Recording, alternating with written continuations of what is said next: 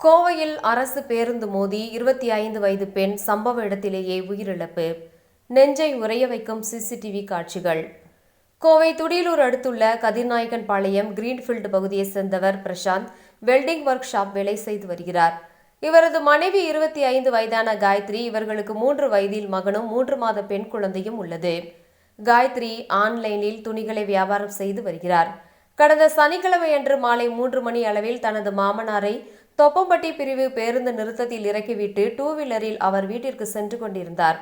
அப்போது கோவையிலிருந்து அரசு பேருந்து ஒன்று மேட்டுப்பாளையம் செல்ல வந்து கொண்டிருந்தது.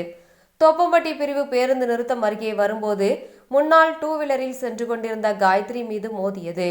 அதில் 2 வீலர் இடதுபுறமாக விழுந்தது. வலதுபுறமாக காயத்ரி விழ அவர் மீது பேருந்தின் பின் சக்கரம் ஏறி இறங்கியது. அதில் காயத்ரி சம்பவ இடத்திலேயே இறந்தார். தகவல் அறிந்து சம்பவ இடத்திற்கு விரைந்து வந்த கோவை மாநகர போக்குவரத்து துறை போலீசார் இறந்த காயத்ரியின் உடலை கைப்பற்றி பிரேத பரிசோதனைக்காக கோவை அரசு மருத்துவமனைக்கு அனுப்பி வைத்தனர். பின் வழக்கு பதிவு செய்து அங்குள்ள சிசிடிவி காட்சிகளை வைத்து விசாரணை செய்து வருகின்றனர். தற்போது இந்த சிசிடிவி காட்சிகள் வெளியாகி பெரும் சோகத்தை ஏற்படுத்தியுள்ளது. பேருந்து நிறுத்தம் அருகே இருக்கும் கடைகளுக்கு வரும் கார், 2 வீலர்கள் உள்ளிட்டவைகள் சாலைகளிலேயே நிறுத்தப்படுவதாலும் அரசு பேருந்து ஓட்டுநர் இடதுபுறமாக ஓட்டி வந்தாலும் இந்த விபத்து ஏற்பட்டு உயிர் பலி ஏற்பட்டுள்ளது.